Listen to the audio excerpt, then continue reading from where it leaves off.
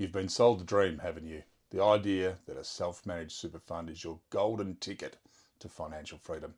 The ultimate control over your retirement savings. Picture it, a private jet soaring above the clouds, charting your own course to a luxurious retirement. Sounds pretty good, right? But here's the kicker. It's a harsh dose of reality for many. For a significant number of people, that SMSF isn't a private jet at all. It's more like being handed the keys to a Formula One car without a single driving lesson.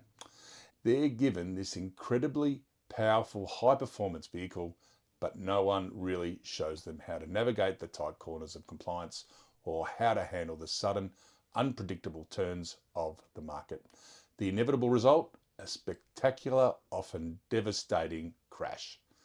In this video, we're not just going to talk about the problem, we're going to expose the most common, often hidden reasons why so many SMSFs stumble and ultimately fail.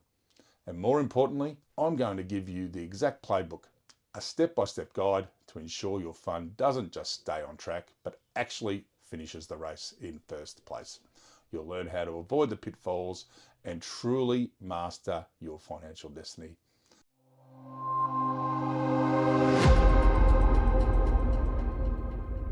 Hello, I'm Jason McCall and I'm the SMSF property guy. This is your channel for straight up, no nonsense SMSF talk about using your super to invest in property. Help us out and hit that subscribe button, give this video a like and share it with a mate who might need some help with SMSF and SMSF property. Alrighty, let's get into it. It's easy to get swept up in the potential of SMSFs, and why not? The numbers look impressive on the surface. As of March 2025, Australia boasts over 646,000 self-managed super funds, with 1,197,293 SMSF members, collectively holding a staggering $1.05 trillion in assets. That sounds like an unshakable fortress of wealth, doesn't it? A testament to individual control and prosperity. But let's pull back the curtain a bit and look at the less glamorous side, the data from the Australian Tax Office, or ATO. While the vast majority of trustees are doing their best, the ATO's compliance dashboard paints a stark picture. Between 3 and 4% of funds that actually lodge their annual returns are found to be in breach of super law each and every year. That might sound like a small percentage, but when you're talking about hundreds of thousands of funds, it translates to thousands of SMSFs facing significant issues. In fact, for 2022, the ATO received nearly 40,000 contraventions reported across approximately 13,000 SMSFs. That's a lot of trouble brewing under the surface, and it's not just the ATO raising the flags. The Australian Financial Complaints Authority, or AFCA, have seen SMSF-related disputes jump by a massive 95% in the 2024-25 financial year alone, with 1,323 complaints involving SMSFs. A huge chunk of those complaints, a third of all investments and advice disputes, were SMSF related. And guess what? The number one complaint still is. I didn't know I could do that. It's a reoccurring theme. So while the dream of self-management is definitely alive and well, the cold hard data tells us that large chunks of trustees are unknowingly driving with a handbrake on, or even worse, heading straight for a collision. They're making common, avoidable mistakes that can derail their whole retirement plan. Okay, let's kick things off with the biggest, baddest monster in the SMSF world, compliance. It's a maze, a minefield, and it trips up more trustees than almost anything else. First up, there's the sole purpose test. On paper, it sounds harmless, even noble. Your fund must run only to provide retirement benefits. Simple, right? Well, wrong. This is the most breached rule every single year without fail. Why? Because temptation is a very powerful thing. A classic, all too common trap. buying a beautiful beach house or an investment property within your SMSF, and then just for one long weekend letting your family stay there. Even if you pay market rent, even if it's just a few days, that's an automatically a breach. It's considered a personal benefit and the ATO doesn't mess around.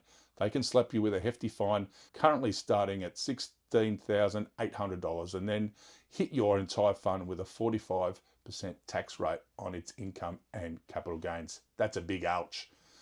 Think about it. That dream holiday home just became a very expensive nightmare. Then there's the in-house asset rule.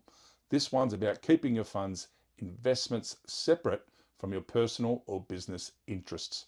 If you lend money to your brother's struggling company, or you park more than 5% of your fund's total value in assets connected to you or your related parties, you've breached this rule. It sounds innocent enough, just helping out family, but the legislation is crystal clear. The fund's assets must be for your retirement, not for bailing out relatives' businesses. And speaking of loans, let's talk about loans to members. These are just as toxic, if not more so. The legislation couldn't be clearer. An SMSF absolutely cannot lend money to, invest on behalf of, or give any financial assistance to its members or their relatives ever. Yet auditors still report hundreds of cases where trustees dipped into their funds for a quick personal loan, and you know the story, just until the finance comes through, or I'll pay it back next month. The ATO treats that as illegal early access to your super. The penalties start at $16,800, and if they deem you've been reckless, say you've done it multiple times or for a large amount of money, that penalty can easily double. It's a direct attack on the integrity of the super system, and the ATO takes it very, very seriously.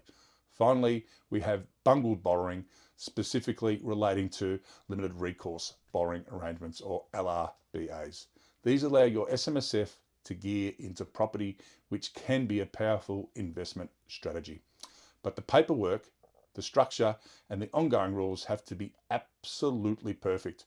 We're talking about a separate bare trust deed that's legally watertight, strict rules about no personal use of the property, and a critical distinction between repairs and improvements. Replacing a broken tap, yeah, that's fine. Adding a brand new deck to increase the property's value, prohibited while the loan is still active, because it's fundamentally changing the asset. Get any part of this wrong and the entire loan can be deemed invalid. The property might then be treated as an in-house asset, which is breaching that rule too, and you could end up paying top tax rates on the entire capital gain, effectively wiping out any investment benefit. It's an area where cutting corners guarantees a costly outcome. Beyond the black and white rules, there are foundational issues that can sink an SMSF, often before it even gets going. It starts with the very structure of your fund and, crucially, the people running it. Let's talk about trustees. Individual trustees might look cheap at first glance. No company setup fees, right? But here's the hidden cost, and it can be a real killer in the long run. Every time a member leaves the fund, say they move to their super somewhere else, or tragically someone passes away, you have to retitle all the fund's assets. That means legal fees, potential stamp duty on property transfers, and weeks, if not months, of administrative headaches. It's a massive time and money sink. The ATO's own statistics back this up. Funds with corporate trustees are 40% less likely to be late lodging their returns. Why? Because a corporate trustee offers stability. The company doesn't change, even if the directors, the individual members, do. It's a small upfront cost for a huge long-term peace of mind and efficiency. Then there's the human factor, and this is where things can get really messy. Imagine siblings in the same fund. They might start off assuming they share identical retirement goals and risk tolerances. But what happens when one wants to exit the fund? Or if one wants to take a high-risk punt on a speculative stock and the other prefers conservative fixed incomes? These disagreements can paralyze a fund, leading to deadlock and potentially costly legal battles. A simple, well thought out exit strategy, explicitly documented in the trust minutes or the fund's deed, could fix this.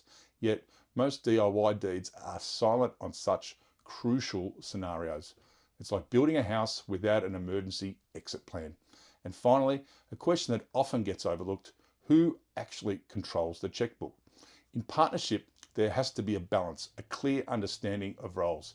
If one trustee is a meticulous spreadsheet nerd who pores over every detail and the other just blindly signs whatever's put in front of them without understanding or questioning, then the fund is flying blind. It's relying on one person's diligence, and that's a recipe for disaster. Both trustees are legally responsible, and ignorance is absolutely no excuse in the eyes of the law. You both need to be engaged, informed, and actively participating in the fund's management. Regulation 4.09 sounds like something you just glaze over, doesn't it? Just another dry piece of legislation. But this particular regulation is the reason auditors flag countless SMSFs for critical fundamental failing. Having no clear documented investment strategy, or one that's simply gathering dust. A compliant investment strategy isn't just a formality, it's the GPS for your retirement journey.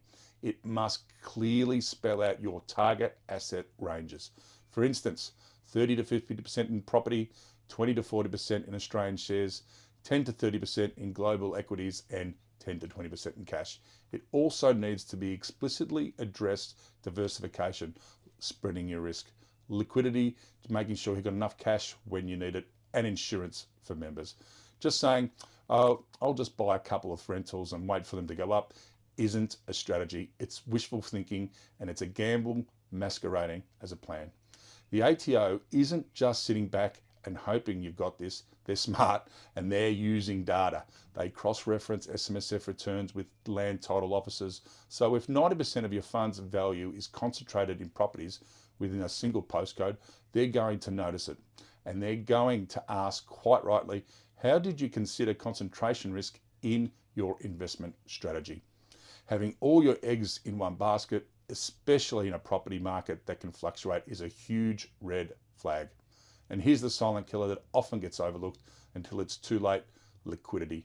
Your fund needs cash. Rates, insurance premiums, and pension payments, they all need to be paid in actual cash. If your fund is heavily weighted towards illiquid assets like property, what happens when a major expense hits or a pension payment is due and you don't have enough cash on hand? You're forced to sell assets, often at exactly the wrong time. Markets fall, tenants leave, unexpected repairs crop up, and you still need the cash. That's a classic liquidity crunch, and it can force a fire sale of assets, locking in losses and severely damaging your fund's long-term performance. Your strategy needs to anticipate these needs, not just react to them. Well, we all like to think we're rational decision makers, especially when it comes to our money. But behavioural finance studies consistently show that when managing their own super, SMSF trustees often let emotion trump evidence, leading to predictable and costly mistakes. One of the biggest traps is under diversification. Compared to the institutional funds, SMSF trustees typically under diversify their portfolios by a significantly 23%. What does this actually mean in practice? They tend to double down on familiar assets, often in the very sectors that they work in. Think about it: a miner loading up on resource stocks because they know the industry, or a cafe owner buying hospitality properties because they understand that particular market. When that specific sector sneezes, their fund doesn't just catch a cold, it catches pneumonia. Their entire retirement savings are overly exposed to the fortunes of just one industry. Another common pitfall is hometown bias. It's a natural human tendency to feel safer investing close to what you know. So if you already own your own family home in, say, Brisbane, buying a second Brisbane townhouse within your SMSF feels safe and comfortable. But what you're actually doing is doubling your exposure to the same local economic drivers, the same property market fluctuations, and the same regional risks. If Brisbane's economy takes a hit, both your personal wealth and your super fund are going to feel the pinch simultaneously. It's not diversification, it's concentration disguised as familiarity. And then there's the classic performance chasing. This is where trustees dump last year's underperformer in frustration and pile it into yesterday's winner, convinced it's the next big thing. What they end up doing is locking in losses on the way out and buying high on the way in. It's the exact opposite of the age-old investment wisdom of buy low and sell high. The result, a portfolio that looks less like a carefully constructed long-term plan and more like a chaotic yard sale, full of impulse buys and regrettable sales, all driven by the fear of missing out or the pain of past underperformance. Successful investing is about patience and discipline, not chasing the trends. Running an SMSF isn't free, and the true cost can be a real eye-opener for many. ATO research pegs the median operating cost at around $4,628 per fund as of March 2025. But here's the crucial distinction that primarily for administration, things like accounting, audit, and supervisory levies, that figure doesn't include everything. When you add in investment fees, brokerage, management for EFTs or managed funds, insurance premiums, which are often overlooked but are still vital, and the occasional very painful $5,000 auditor penalty for compliance breaches, the median total expense figure for an SMSF jumps up to around $9,297. Let's put that into perspective.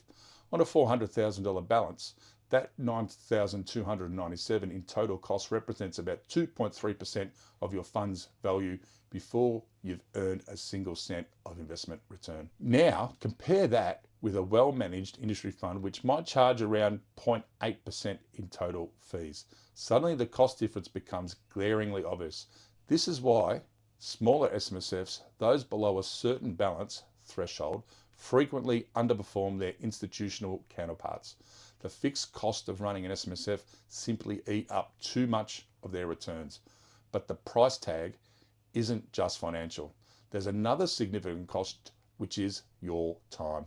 A survey by the SMSF Association found that trustees spend on average 65 hours a year on fund-related tasks. That's everything from minuting meetings, conducting valuations, reviewing insurance, to reconciling transactions and staying on top of legislative changes. If you value your time at, say, $50 an hour, and let's be honest, for some it's much, much higher, that's another $3,250 in opportunity costs. That's money you could have earned or simply put time you could have spent with your family, pursuing hobbies, or simply relaxing. If you're someone who hates paperwork and finds investing a chore or doesn't have the spare hours, those 65 hours can feel less like a responsible duty and more like a second job you're actually paying to do. It's a serious commitment, and underestimating it is a common mistake. Okay, let's talk about how to beat these odds, how to turn that Formula One car into a well-oiled, expertly driven machine. The first and most crucial rule is this: get professional advice and get it early. Don't wait until you receive that terrifying breach letter from the ATO. Don't wait until your auditor has flagged a major issue. Seek out expert guidance before you even sign that trust deed. A good, experienced SMSF accountant or financial advisor won't just help you set up the fund. They'll map out your contribution caps, your transfer balance caps, and your critical insurance needs while you're still in a position to act proactively. Yes, you'll pay for this. Expect to invest somewhere in the range of $3,000 to $4,000 for a comprehensive strategy. But trust me, that's incredibly cheap compared to the $50,000 or more it can cost to remediate a serious breach down the line. Not to mention the potential tax penalties. This isn't an expense, it's an investment in your fund's future. Second, when it comes to auditing, don't just pick out a name in the local directory. Engage an ASIC registered auditor who specializes in SMSF. This isn't a job for a generalist. ASIC's last review found that a concerning 38% of all SMSF audit files were non-compliant. That means nearly 4 out of 10 auditors weren't doing their job properly. Picking the wrong one is akin to playing Russian roulette with your retirement savings. Look for someone with deep expertise and a proven track record. Finally, and this is key, Revisit that professional advice annually. Super laws aren't static. They change constantly, often with every May federal budget. Your personal circumstances change too. Your strategy needs to be flexible, dynamic, and responsive to these shifts. An annual review with your advisor ensures your fund remains compliant, optimized, and aligned with your evolving goals. It's not a one and done conversation, it's an ongoing partnership. Remember that dust gathering investment strategy we talked about earlier? Let's turn it into a living, breathing document that actually guides your decisions. The second rule for beating the odds is to cement your strategy in writing and make it robust. Start with the end in mind. What annual income do you realistically want in retirement? Once you have that number, let's work backwards. Calculate the capital balance required to generate that income, considering inflation and investment returns. This gives you a clear, measurable target to aim for. Once you have that goal, set clear target ranges for each asset class in your portfolio. For example, 30 to 50% in property, 20 to 40% in Australian shares, 10 to 30% in global equities, perhaps even via low-cost EFTs, and 0 to 20% in cash. These ranges aren't just arbitrary numbers, they keep you compliant with diversification rules, provide flexibility to adjust to market conditions without constant overhauls, and crucially, they may help remove emotion from your investment decisions. When the market dips, you know you're within your range or it's time to rebalance. Next, maintain a rolling 12-month cash flow budget. This isn't just for your household, it's vital for your SMSF. List every expected pension payment, every insurance premium due, every administration expense. If your forecast cash balance falls below, say, 6 months of anticipated outflows, that's your trigger to act. This is your liquidity rule. It means you either pause new investments for a while or you sell a small parcel of highly liquid assets like EFTs long before you're forced into a fire sale for a property or other illiquid assets. And for goodness sake, review this strategy at least annually. Don't just think about it, document, review it, and minute it. Auditors absolutely love dated minutes more than any verbal promise. It shows you're engaged, you're compliant, and you're treating your SMSF like a serious financial vehicle that it is. This written strategy becomes your fund's constitution, your guiding star, and your best defense against both market and volatility and regulatory scrutiny. Compliance might be a minefield, but it doesn't have to be manual, soul-destroying, and a slog. The third rule is to embrace technology and automate as much of your compliance as possible. Make it easy for yourself. First, use a cloud-based accounting software that plugs directly into your bank feed. This isn't just a convenient, it's a game changer.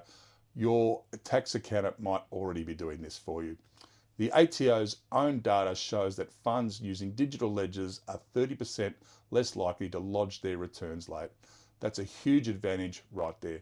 The software can categorize transactions, track expenses, and prepare reports, drastically reducing the manual effort and potential for error. Second, get into the habit of scanning every single supporting document as soon as it arrives. Whether it's a property valuation, a lease agreement, an insurance renewal, or a dividend statement, scan it and save it into a single organized PDF bundle. Don't let paperwork pile up.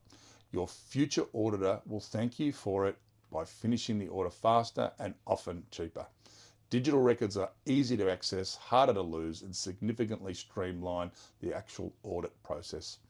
Third, set up calendar reminders for all key dates. We're talking about insurance expiry dates, bare trust loan reviews if you have an LRBA, and in-specie transfer deadlines, and of course your annual return lodgement.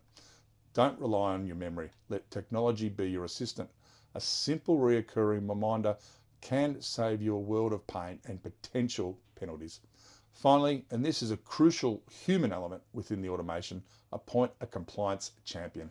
Among the trustees, if you're a 2-member fund, decide who is primarily responsible for ensuring minutes are taken, resolutions are documented, and trustee declarations are signed.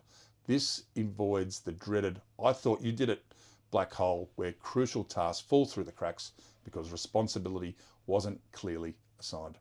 One person takes the lead, ensuring the systems are working and the paperwork is flowing, making both of your lives much, much easier.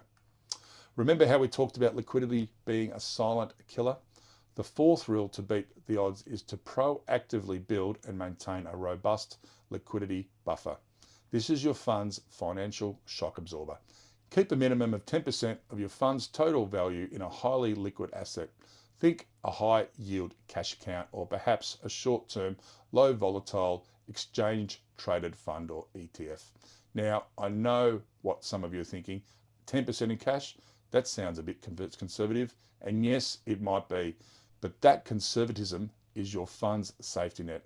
It means you can easily absorb unexpected shocks like a property vacancy that lasts longer than expected, or a sudden large payment like a lump sum death benefit, without being forced to sell growth assets like shares or property in a downturn. Imagine needing to sell shares when the market is crashing just to pay a pension. That's a nightmare scenario, and a liquidity buffer prevents. If your fund is heavily geared, meaning it has significant borrowings, then you should consider lifting that buffer even higher, perhaps to 15%. Lenders love seeing that kind of serviceability in headroom, as it demonstrates your fund's financial resilience, and auditors, they'll flag far fewer liquidity notes if they see you've got ample cash on hands. It makes their job and yours so much simpler. Crucially, treat this buffer not like a piggy bank for the next opportunity you spot, but like a revolving facility. After any large cash outflow, make it an automatic priority to refill that buffer back to your target percentage. It's there to protect your fund, not to be constantly rated for speculative investments. Maintaining this discipline ensures your fund is always ready for whatever life or the markets throw at it. The world of superannuation isn't static, it's constantly evolving. The fifth and final rule for beating the odds is to commit to continuous education. Stay sharp, stay informed. First, subscribe to the ATO's quarterly SMSF bulletin. Yes, it's free, and yes, it's the exact same brief that the auditors get to read. This bulletin is direct line to the regulators' priorities, their latest interpretations of the rules, and any upcoming changes. It's invaluable, and frankly, there's no excuse not to read it. It helps you understand what the ATO is looking for and how to stay ahead of the curve. We have left a link for you in the description for you all. Second, consider joining the State SMSF Association chapter. An annual membership, typically around $3.95, gets you access to technical updates, webinars, and perhaps most importantly, a network of specialist advisors and other engaged trustees. This is where you can deepen your understanding, ask specific questions, and learn from a community dedicated to best practice. It's professional development for your role as a trustee. Finally, and this might sound a little morbid, but it's incredibly effective, read one case study a month of an SMSF that failed. Seriously, understanding how other funds lost their concessional status, faced massive penalties, or were wound up is often far more impactful than reading about the rules. Learning from others' mistakes is always cheaper than repeating them yourselves. These case studies highlight real-world consequences and can be a powerful motivator to ensure you diligently adhering to every aspect of compliance and strategy. It's about building an initiative, understanding the pitfalls, and not just memorizing the regulations. Normally we have a call to action at this point of the video to book a call or sign up for a guide. Not today, it's been a pretty heavy topic. You know how to find us if you want us to help you navigate the red flags of SMSF setup and SMSF property. All I ask is that you get expert advice first, which we can help you with also. I see far too often from reading SMSF forums that people just want the fast, free, and easy way in and out of SMSF. Unfortunately, SMSF is not one of those vehicles that you can wing it for free. Okay, let's fast forward a little bit. Imagine it's 2040. Your fund statement arrives and you open it with a confident smile. It shows robust, diversified portfolio across carefully chosen property, a solid allocation to global ETFs, and a healthy sleeve of cash ready for anything. You see green ticks next to compliance every single year. Your tax rate is still 0% in pension phase, just as you planned, and your liquidity buffer has been untouched for 5 years straight because your rents and dividends confidently cover all the costs and the pension payments. That, my friends, is the finish line. That's what successful self-management looks like. And it's absolutely 100% doable, but it requires a shift in mindset. You have to treat your SMSF like a serious business, not a casual hobby. It demands respect, diligence, and continuous attention. So there you have it. Most MSFs fail not because the concept is flawed, but for the same reason: small planes crash, pilot error. Not mechanical failure. It's about the choice trustees make or fail to make. But here's the empowering truth. You can beat the odds. The key is to know the compliance traps inside and out, to set up your fund with the right structure from day one, to write and meticulously follow a living, breathing investment strategy, and to always keep ample liquidity on hand. Do all that and you're not only going to navigate the complexities of SMSF management, but you're going to thrive. While everyone else is still spinning onto the gravel, wondering what went wrong, you're confidently cruising towards your dream retirement. If you've got value from today's deep dive, please hit that subscribe button. I drop a new SMSF video every single Wednesday night at 8:30 to help you all stay ahead. And remember, the goal isn't just to finish the race, it's to finish on the podium with your financial future firmly in control. Remember to check out last week's video, 5 SMSF hacks that will grow you from 300,000 to 1.5 mil. Why don't you share a compliance story and leave a comment below? Take care, guys, and always remember, I believe in starts, the rest is inevitable.